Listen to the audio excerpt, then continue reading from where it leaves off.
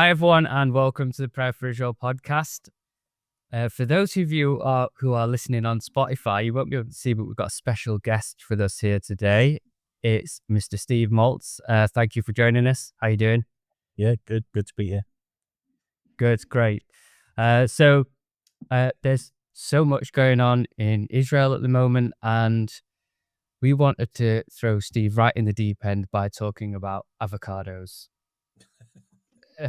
So David's got it is actually a thing. So David's got a Facebook post that it went semi-viral, I suppose. But somebody posted something about avocados that I can't see very well, David. So if you could read that out for us.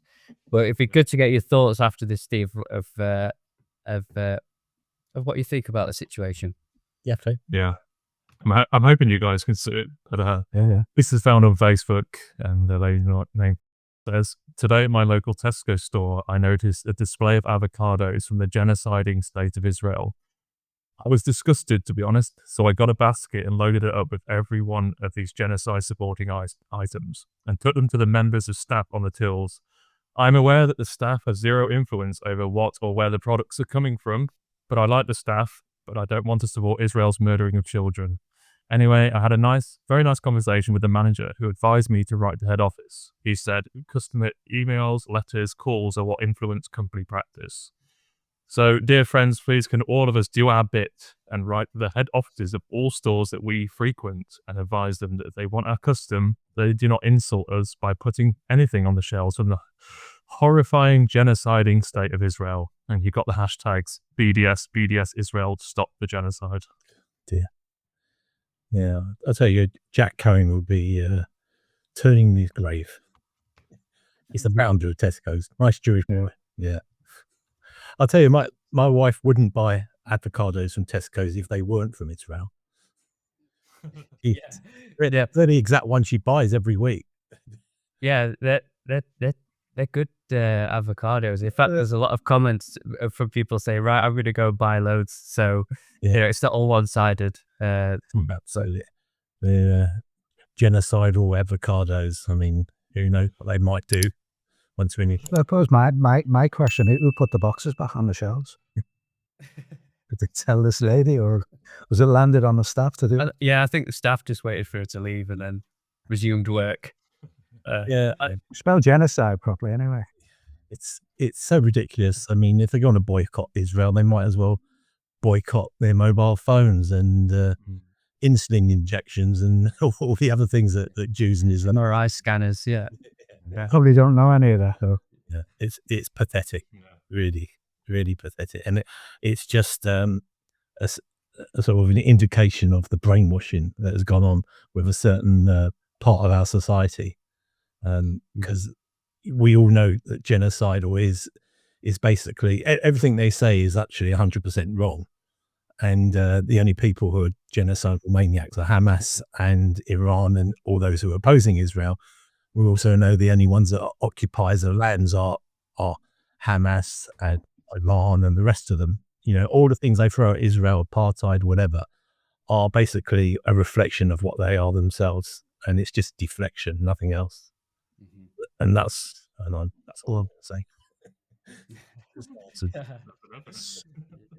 Well, I wonder whether viewers are looking at this thinking, who is that guy that's commenting on this kind of thing? So I was going to suggest, and I find it hard to believe that people don't know who you are or have not read your books.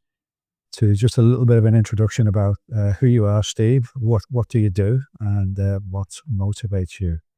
Okay. I'm a Jewish believer since 1987, I believe, and a writer, and God's called me to write, and it hasn't always been an easy journey, and it still isn't. I still have to struggle to get my books out there, but I have written 40 of them, so I'm persistent, let's say, if nothing else.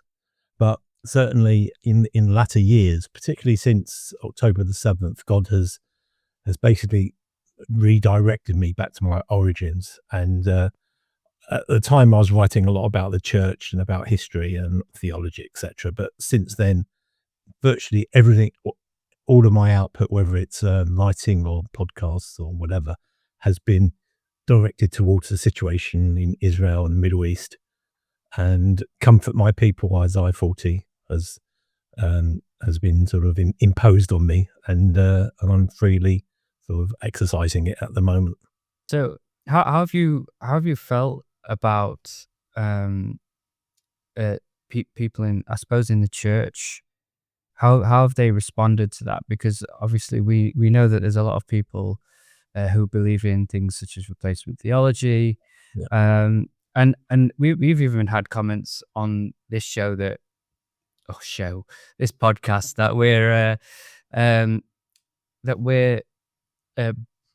we're biased and just believe in Israel, or just supporting Israel for everything, which, you know, there are things that, you know, politicians do in Israel that I just don't agree with, like any nation. Yeah. So you get accused of all these things. So how have you felt that journey of, you know, going back to your roots and showing support? It certainly intensified in the latter years.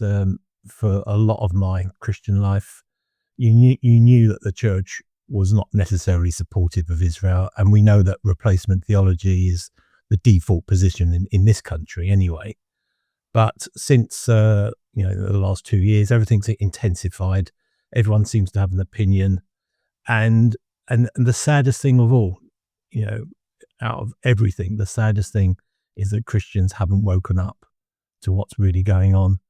They're freely taken in by all the propaganda that's flowing out of, you know, Hamas territories, and, you know, and they say, well, the BBC and the UN and Save the Children are not saying, they can't all be wrong and you're right. And the fact is, it's true, we are right and they are all wrong. It doesn't matter who both.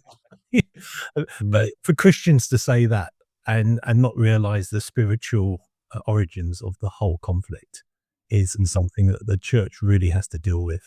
And that's been probably my main remit, is trying to get this understanding into the church.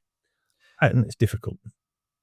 That reminds me, you just said something there about people saying, you know, why do you choose to believe like a very marginal news item or something coming out of Israel, and you actually ignore what the global news media is saying, the BBCs and all the rest of it. We had an email saying exactly that from a church that we are connected with. Somebody who's into replacement theology said, why wouldn't you believe all these mainstream media? Why would you choose like a little Israel news channel and stuff? So it's uncanny.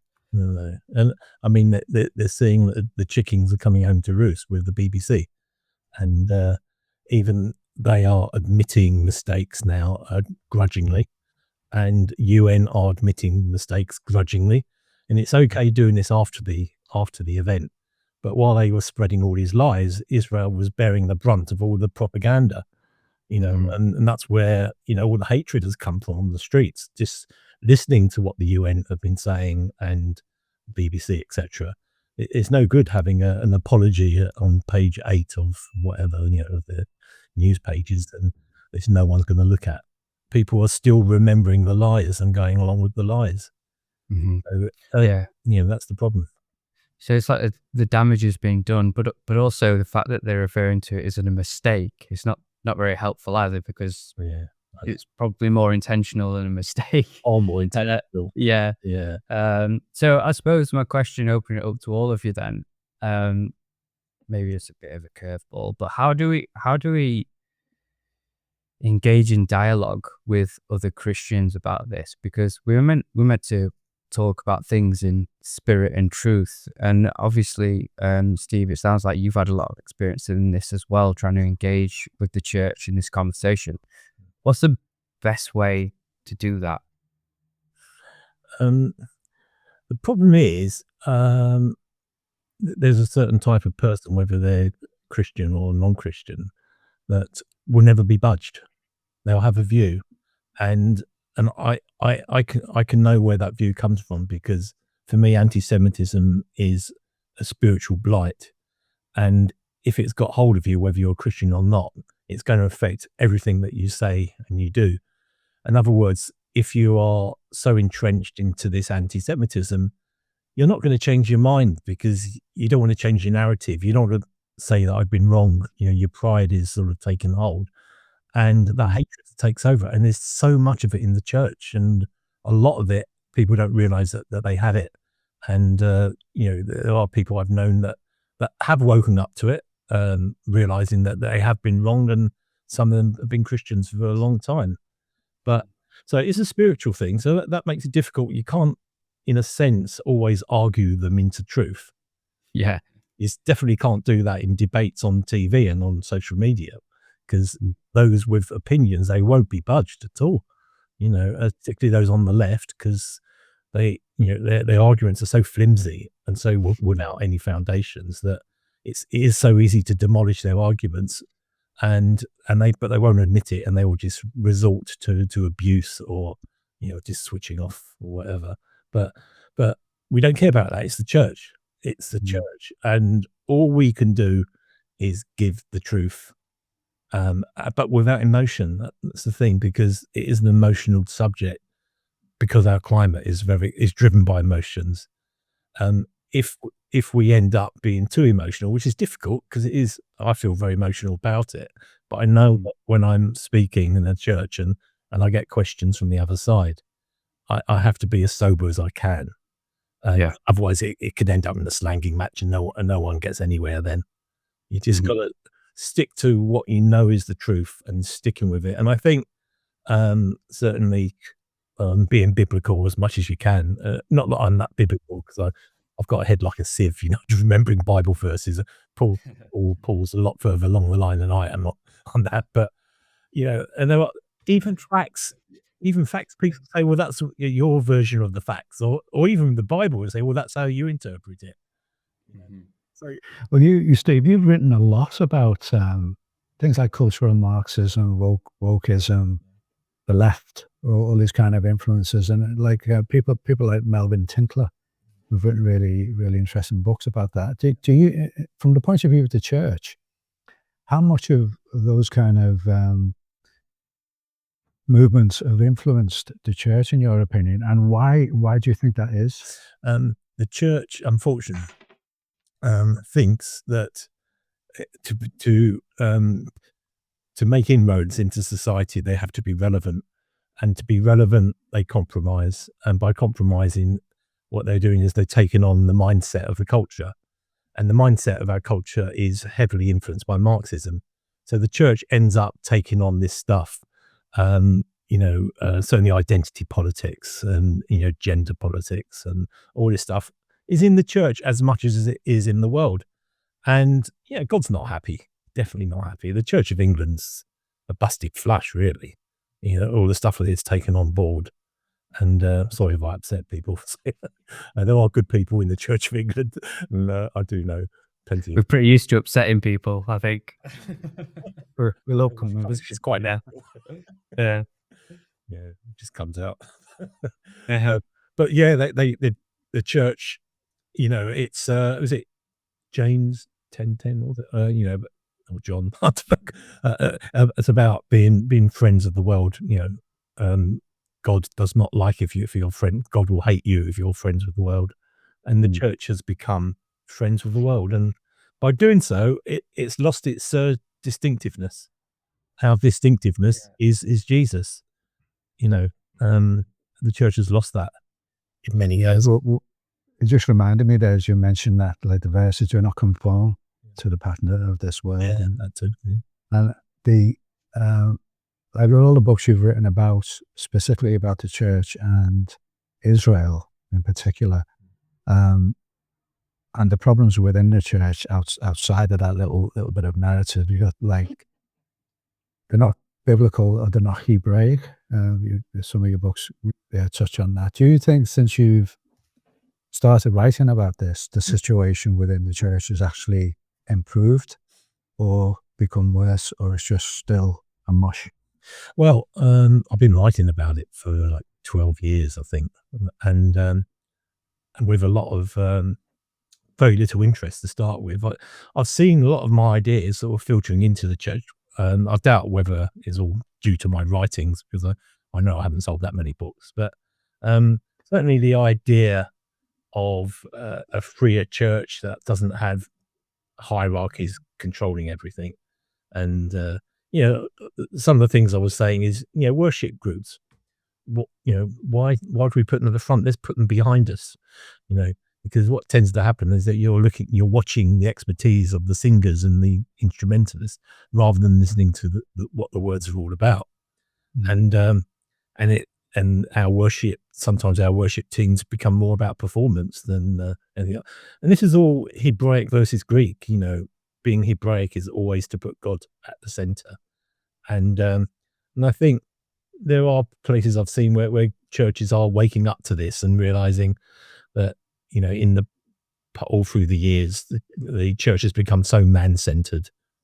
Everything's about our strategies and our campaigns and not allowing God to operate. And as you know, Paul, this is where we first met, is our conferences, and our conferences have always tried to be Hebraic, and the ultimate expression of that is when we convene a conference and have absolutely no program at all and just allow God to run the whole thing. That they're the times where amazing things happen. God's saying, at last they're allowing me to express myself, and he does. But we don't like that. We don't like that. And everything has to be monetized, and everything has to be controlled, and you got to feed the bottom line and whatever. But that's not what church is meant to be about, but then that's just my opinion. Yeah. You said something interesting earlier about the church compromising on so many issues.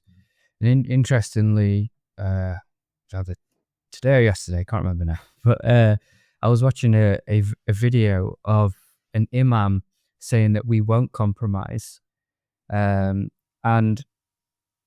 we are seeing the Islamization of the UK and everything. I'm taking it a bit of a divergent here, but I find it very interesting that the churches compromise with the world, and it's created a sort of atheistic vacuum, and the only thing left to take over that is Islam.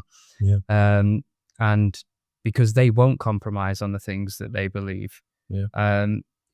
Do you think there's a pattern there as well? There is a pattern. There was a pattern to a certain extent, maybe still, with a lot of, I can think of one example of, say, Anglicans or Christians who can see all the wishy-washiness in, say, the Church of England and go to the Catholics.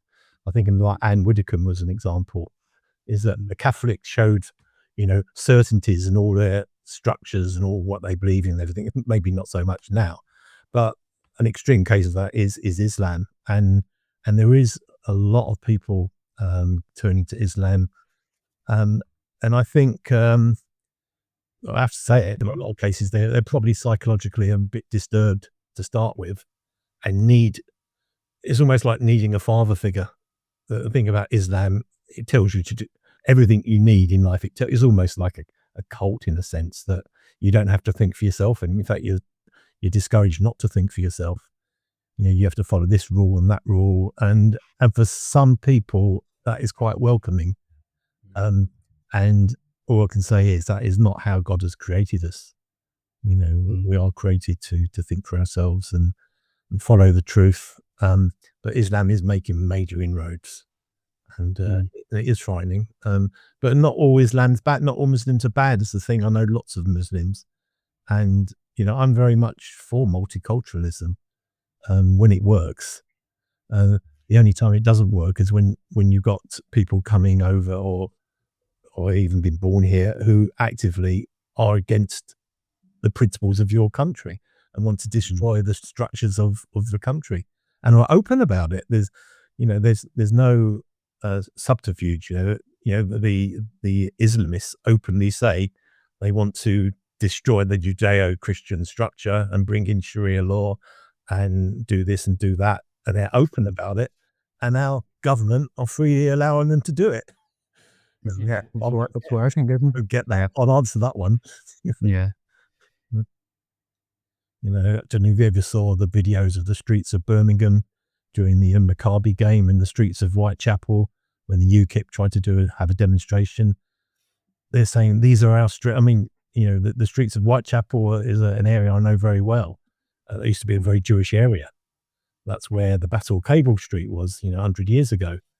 Now, when they came to the streets, the Muslims, it's like watching Mosley back in the 1920s, watching them marching down the streets, claiming these streets as their own, and all dressed in black, with a lot of them with masks on. And there's one famous scene, I think Nigel Farage keeps showing it, is alongside them are these lefties, these progressives, who are saying, "Yeah, we're with you, brother. We're with you," and the Muslims turning around and saying, "No, you're not." Yeah. Showing their true colours. Yeah. They're not with the lefties. The lefties are enabling them, but the Muslims, they know what they're doing. And Steve, obviously, for those who don't know, you're a Jewish person that is in touch with Jews and the Jewish community. How do you think that makes the Jewish people feel, seeing this so widely accepted on the streets? Absolutely awful. The Jewish community in this country have never known it like this ever before. And a lot of them are, though Aliyah is, going back to Israel is a possibility for a lot of them, but for many of us, and me included, we're embedded in this country. We love this country. We had big families in this country. It's not possible suddenly to uproot and go back to Israel, unless, of course, God is calling you specifically, which I don't believe he is in my case. But it is such uncertainty because they're seeing open hatred on the streets, and with the Bob Dylan thing at Glastonbury, death to the IDF, basically death to Jews. No one's been prosecuted for saying that, but that has become a meme that is everywhere. You see it everywhere, you hear it everywhere, and not one prosecution for basically saying, can you imagine, if someone said death to Muslims on the streets, or death to Chinese, or death to any, but it seems that you can say that about the Jews and it's accepted, and it's the government. It seems that people that say anything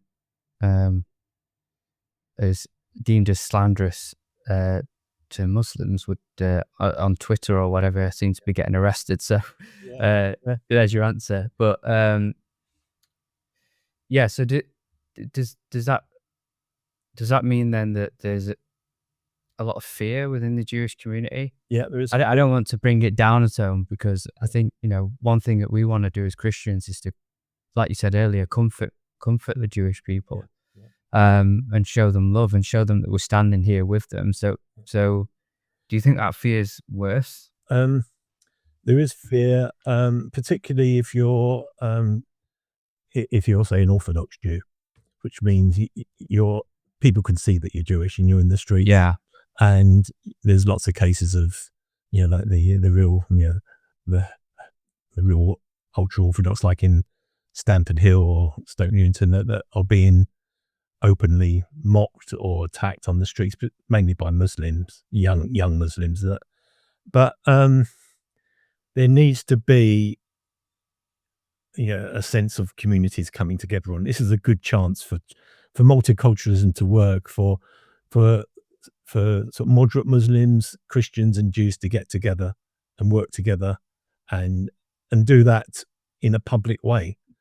I think what would help the Jewish community a lot is if the moderate Muslims, who are in the majority, actually came out of the cupboard and actually said, this is not in our name. All this Islamist stuff is not what we're about as Muslims.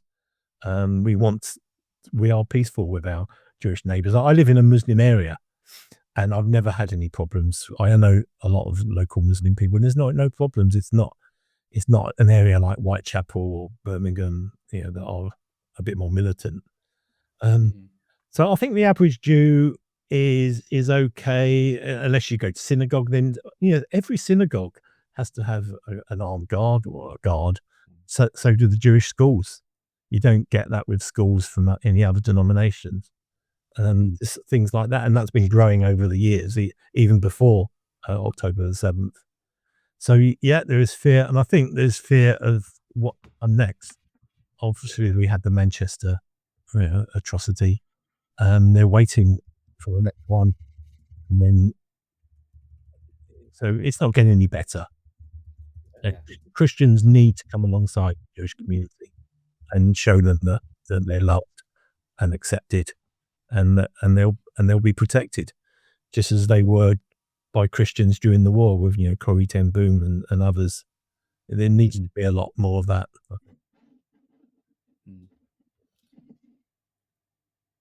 And you've, I mean, you give us a good insight on how you feel, Steve, haven't you? And I remember 2 years ago when I think within a month of the 7th of October, one of the things you said to me was try not to be angry about what was going on. And that was such a big challenge at the time. And, you've just been to Israel. You've just been to Jerusalem. Yeah. Come back recently, and these 2 guys have just come back as well. How has that altered your perspective in any way at all, even emotionally, since you went there? You were there for only 3 days, a long weekend. The weekend before last. Has that allowed you to process things in a different way? Yeah, it's a good one, because like many, the point of no return was Glastonbury. It wasn't just that this chap can sort of walk up and down the stage and shout "Death to the Jews," but it's the fact that those in the audience were basically enjoying singing it back, and the BBC freely sent it around the world, even though they stopped it afterwards. It was too late. It got everywhere. And that sort of that was like crossing the Rubicon. It turned everything to a new level. And for me, I didn't realize that it really affected me emotionally. And it wasn't that clear until I went to Israel a couple of weeks ago, and it became a very emotional experience for me to go to Israel, because I realized what I needed to see was that Israelis, Jews, are not deserving of death. I mean, it sounds ridiculous, but psychologically, all these people in the West are saying death to Israelis, death to the IDF. I needed to go to Israel emotionally to identify with my people, and I did. I went to the Western Wall at Shabbat on the Friday and watched all the crowds coming in, and realized that this was a microcosm of the whole Israeli people. You had all the secular ones at the back dancing and singing, and the IDF soldiers with their mobile phones and their Uzis, and all just having a great time. Then at the front, you got all the religious ones in their groupings, and they're swaying as they dance, as they're praying and having their services. And you think, there's these people in the West that want to kill them. And I had a total identification, and God did something with me. And I think that's taken me to a better place, realizing that we are all one family. And, and it's about time the world was educated, and realizing that if you hate the Jews, especially if you're a Christian, God's not going to be happy. There's enough scripture to talk along those lines, and with Paul can remember the verses for you. Yeah, I'll leave. Well, we got the basic Genesis 12, about cursing and cussing. No, sorry. How would you? I think it's really interesting to see. I know you're into David and Caleb's answer on the same thing as well, about you have a perspective in this country. You've watched things unfold over the last 2 years in a very intense way, and even touching upon the Muslim community in this country. I think of like the Chinese community, the Asian, the Indian community, Polish community, which in the main seem to have assimilated a lot better. They have areas in the city, but they're not enclaves, are they? And some like the extreme Muslim community, I can't speak for all Muslims, as you say, because a lot of Muslims are just normal people who have to assimilate. Yeah. But you go to Israel and see the almost the opposite of that, in terms of everyone's assimilated to some degree and accepted. There are rules and boundaries like everywhere else, but people, going back to the church again, because I think this is the whole catalyst for change, and you can get quite depressed with thinking nothing's going to change because the church isn't the voice that people need to hear in this community. You know, we've got people now with Union Jacks and English flags, but where's the church flags? You know, which is all that was built on the foundations, the Judeo-Christian foundations, but the voices are still silent now. So going over to Israel and you absorb all of what you bring with you and witness what you see in Israel and come back is like putting your mind through a washing machine, I suppose, isn't it? Yeah. It's just weird because, you know, these crazy lefties are saying, oh, Israel, they're just white colonialists, or IDF. You go there and you look at the IDF, they're every color of the rainbow. Black, brown, white, olive, let's, to actually say, it's just so ridiculous. It's people, I cannot believe the level of ignorance that people willingly, they're just not checking any facts. They're just, whatever they're told to think, that's what they think. And this is 1984 stuff. This is George Orwell and groupthink. This is absolutely frightening. Unfortunately, what I have to say, that there's a member of my family who's stuck in that rut, and it's just so sad. Education is needed, but they have this thing about, well, that's your truth. I have my own truth, and this is pure Marxism. This is a relativism, and it's all a strategy of the enemy. And it's goes back 100 years, and it's all coming to fruition now. And it's like, could have seen it coming along. Yeah. I've seen my two colleagues here who've recently come back from Israel, and I suppose how has that been a release for you two, or is that added to the frustration? Just going there and coming back and landing back in this country and seeing what you saw before you went to Israel. It affected you emotionally as well as cognitively, I suppose, I'll let David answer first because he's not said as much as me yet. So go for it, David. Yeah. Eye-opening question. Well, yeah, eye-opening kind of just going over there and seeing the land. I've been there before, that's 5-6 years ago.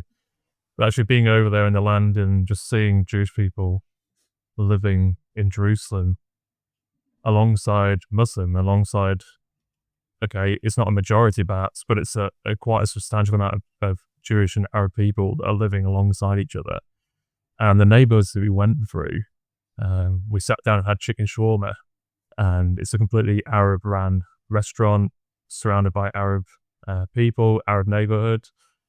And, Jews are walking alongside, and some of them even came in. And it's like, if people understood, when they say from the river to the sea, they're calling for the eradication of not just the Jewish people, but also the Arab people living in the land. That's what's just completely ludicrous to me, is that we saw it firsthand that people, like said Steve, multiculturalism, okay, they don't have to be all singing or dancing and get along with each other, but at least there's that respect and common decency to say, you know what, we're different, but we're going to live alongside each other differently.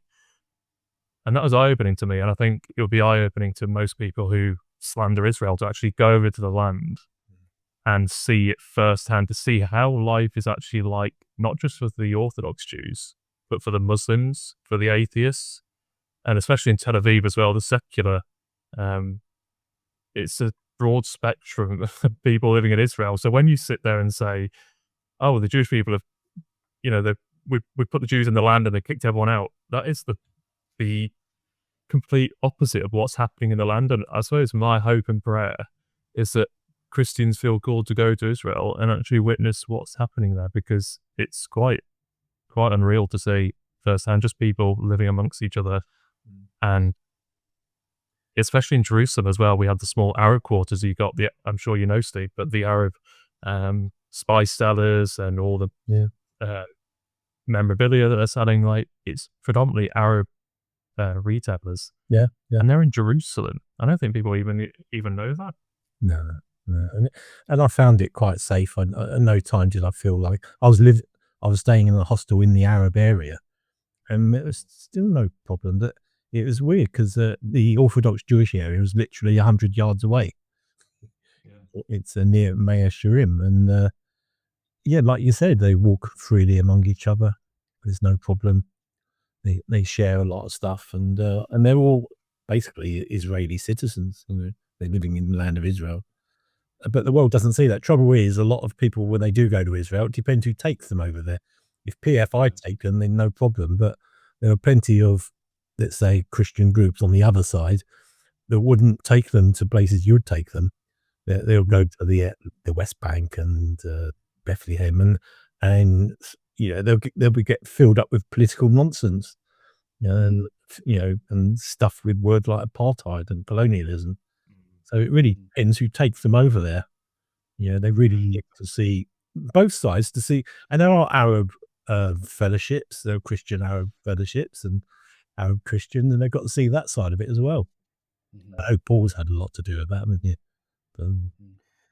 Yeah, well, I think it's the integration. I mean, it's like with the Arab Christian community and the Messianic community, there's when that works, that gives you a really clear picture of like the one new man working actually in the land, and the stories you hear of Arab ladies running Bible schools for young, Messianic children in a Messianic church, and things like that. I mean, the church in this country does not know any of that.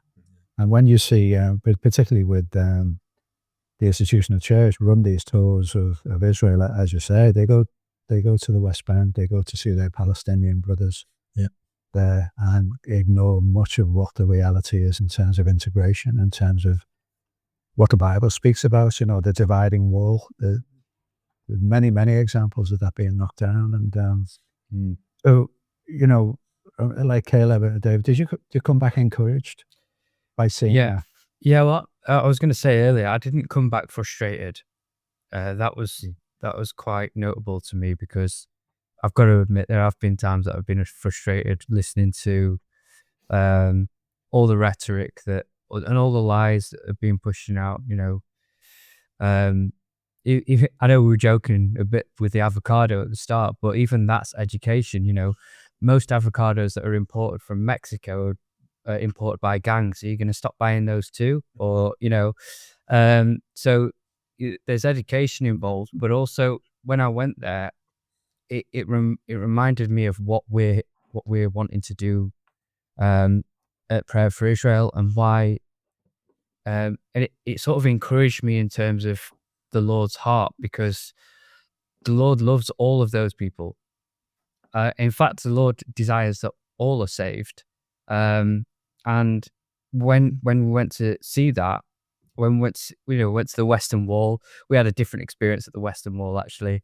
It was Shabbat, but we saw an Orthodox guy who tried to shovel it was a shackle note into his shoe because he couldn't pick it up with his hands.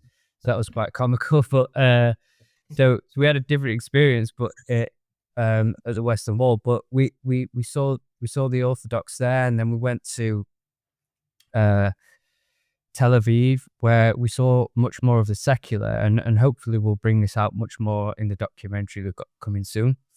Excuse the plug. But we saw all these people of different walks that we just want to pray for, and show them the love of Christ, really, at the end of the day. And so I actually came more encouraged with about the things that we should be doing to encourage people over in Israel, and not necessarily get so burnt down with the haze of all the media that we see all the time. So you've got a documentary coming out, a PFI documentary. Yeah. Space. Space. How long is that going to take? Yeah. So there's lots of other stuff to do, isn't it? While you're trying to edit that and put things together. I mean, bringing things right up to date, Steve. I know you make your livelihood through your writings and your books and things, but in terms of what's on your heart and your mind at the moment, you've got a new book that's in the pipeline. What is the DNA of what you've written? Because I'm assuming it's like all your books are relevant for the times that we live in. Yeah. I always say my latest book's always my best book. And does that work? Yeah, it tends to, I'm on a trajectory, and this one, perhaps there is a reason for that, in that I've fed from about 15 of my earlier books, have all sort of spoken into this new one.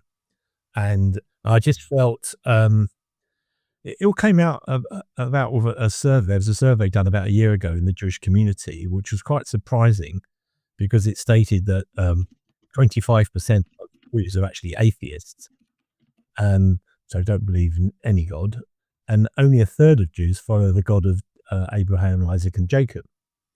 So the idea that in terms of Jewish evangelism, that, you know, to evangelize a Jew, you have to, you know, sort of realize that they understand their Bible. You've got to do Old Testament stuff and assume a certain knowledge, is not actually true, you know. And only about, I think, 20% of Jews are what you'd call quite religious.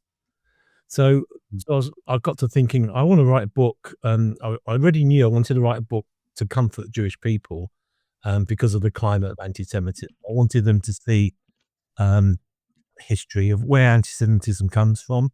I wanted it warts and all. I wanted them to show them that the worst cases of anti-Semitism have come from the church, and what is the reason for that? And I explain the reasons, and I say to them, you as a Jewish person, you have not met your Messiah mainly because of the church. I mean, that's a terrible statement to have to make.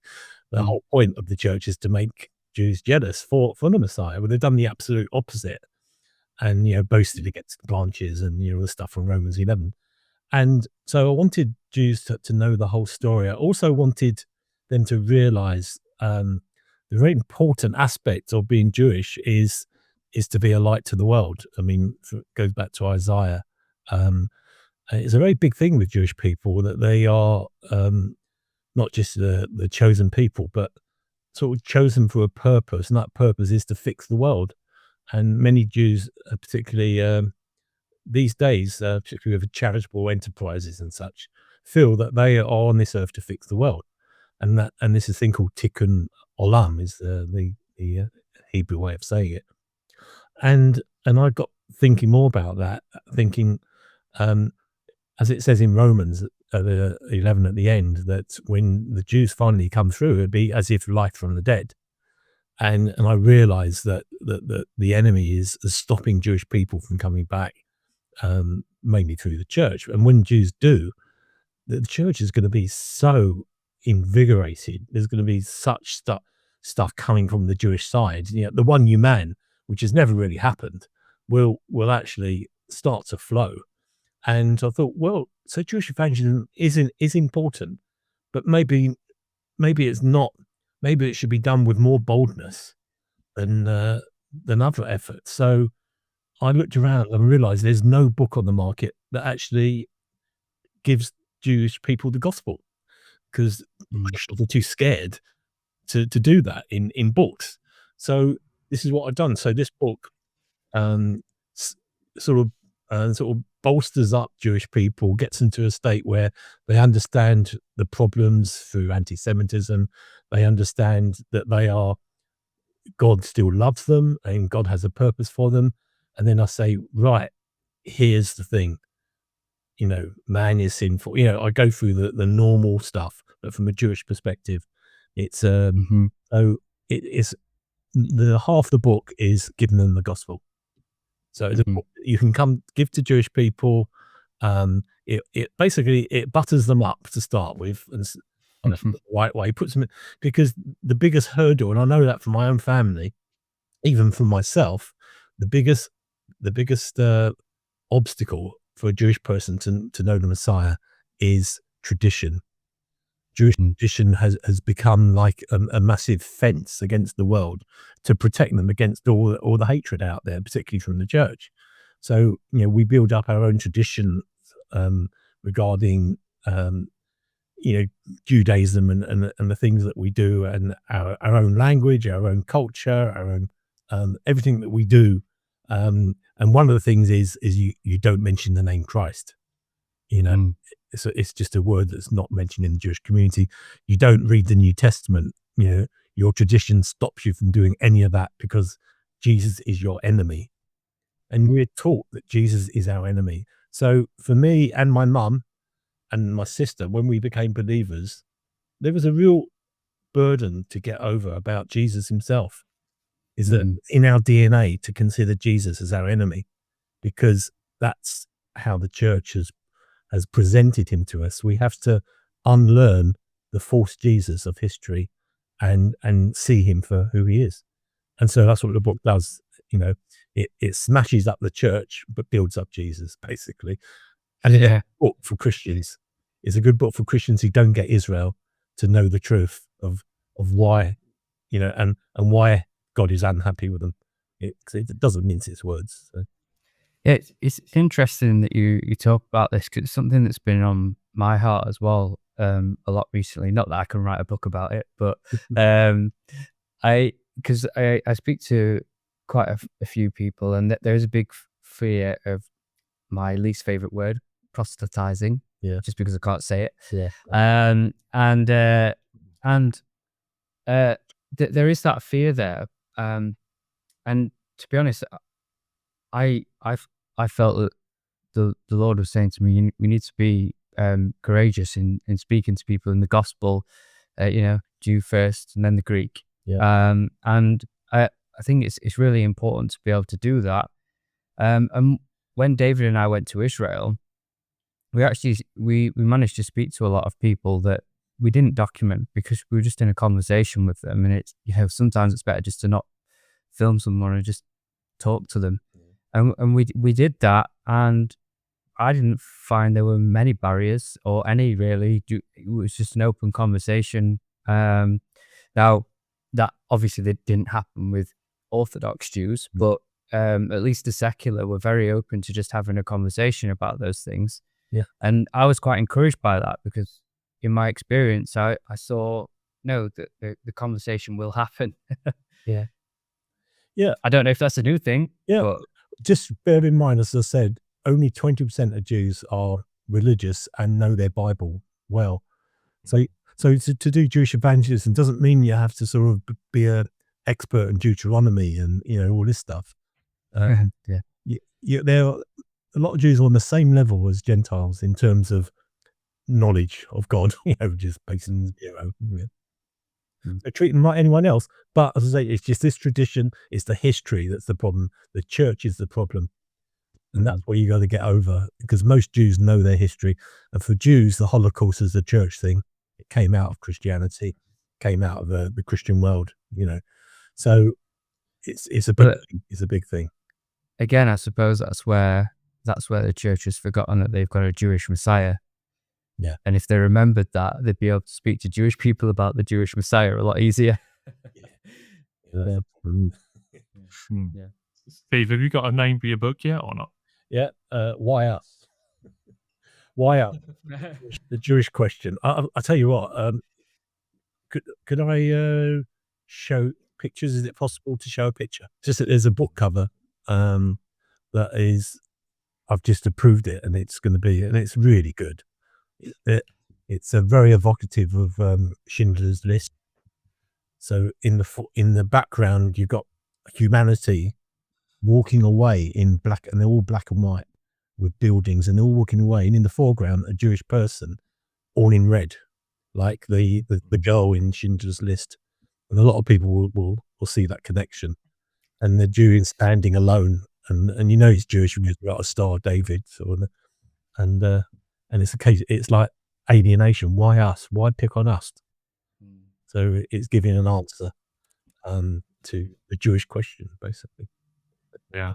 It should be answered in January, I think, probably. No, January, okay. Yeah. I was going to ask, obviously you've written 40 books, a lot of books, and you feel called by God to be a writer and write these books. Yeah. What is your hope for, I suppose it's quite a big question, but like what would the ideal conclusion be for you writing these books? What would you like ourselves as Christians and the church to look at these books and go, great, this is the answer. What can we do actively? Like what would be the best conclusion from reading your books? any writer or any communicator, particularly in the Christian world, they want to see changed hearts. So a Christian book should change your heart. I mean, not obviously the Bible is the ultimate thing. If the Bible doesn't change your heart, you've got no chance. But I'd like to think through anything that I write, at least there's one thing there that someone think, I'm going to remember that, and I'm not just going to think about it. I'm actually going to do, because that's a very Jewish Hebraic thing, and the Greek thing is just to be thinking about it and just sort of pondering and thinking. But the Jewish thing is to act. That the sense of repentance, a Christian idea is just, is a very sort of a thought thing. Oh, I'll do better and I'll say sorry. But the Jewish thing is you act. It's called teshuvah. It's actually you will turn your life around and you'd make amends for what you've done. So that's the principle. If someone can read this book, and particularly, so obviously for a Jewish person reading this book, ultimately to find their Messiah, that's the ultimate thing. But for Christians, and I suppose most people who read it will be Christians, was to get a realization of how important to God Jewish people are, and that's why everyone hates them, because God loves them. And you have to realize that is a devil thing. The devil, everything we've talked about, everything's been turned on its head. And we should be loving them, but we hate them. We call them genocidal, but we're genocidal ourselves. When you think of all those who are going against them, it's a big thing, and Christians need to wake up before it's too late. Because when it says in Romans 11 about the olive tree, in that branches, Jewish branches have been broken off to let you in, and then God sort of warns through Paul that I can still break you off. What does he mean by that? You Gentiles, if you boast against the branches, I can break you off. Does that mean you can lose your salvation? I'm not saying that. What I'm saying is that God can mess you up. And there's plenty of proof in history. And look at the Labour Party and the BBC at the moment. It's like, they're paying for what they've done at the moment. Yeah. It's interesting because I see a lot of Christians who use the same argument, what you just said, Steve, where they say, why would we support the Jewish people? Because they reject Christ. That's their reason to not support and evangelize the Jewish people. So they just see him as a useless cause to try and help. I mean, that's such a misunderstanding of the history. I mean, whoever was around at the time, someone had to be around at the time of the crucifixion. If it wasn't the Jew, it would have been someone else. And why not persecute the Romans or the Italians, because the Romans are the ones that drove in the nails, and Jesus forgave everyone, and God said it was his plan anyway. So and it's again, it says in Romans, it's a mystery that the Jews have not come through in order to let the Gentiles in. So just find that quote and go back to your Gentile friend and say the Jews have been, in a sense, through some mystical way, have suffered through history for your sake, so that you've come in. So they shouldn't start messing about like that. And if Jews are rejecting Jesus now, as I said earlier, it's because of the church. Yep. The church has presented a Jesus that doesn't exist, a Jesus that kills them in his name. Crusaders were killing Jews in the name of the Jewish Messiah. So, there's no argument there. Yeah. So I think we're running out of time. But in closing, we always like to ask this, everybody who joins us. So if we could encourage somebody to encourage prayer partners and people watching this to pray, what would you suggest that people take to the Lord in prayer? I think ask people to examine their own heart in terms of everything they've heard about today, and just to make sure that they're good with God at the moment. And if they're good with God, then they act on this knowledge, even if it's just a kind word to a Jewish person or a letter to a synagogue, or anything, but to act, not just words, but actions. I think that's what solid answer. Thank you, Steve. Really appreciate you having us on the podcast with us. Hopefully we'll have you back again. And thanks for everyone for watching. Please comment and like and subscribe and let us know what you think about the things that we've discussed today, because we'd like to involve you in the conversation as well. So God bless you all, and we'll see you on the next one. Bye-bye.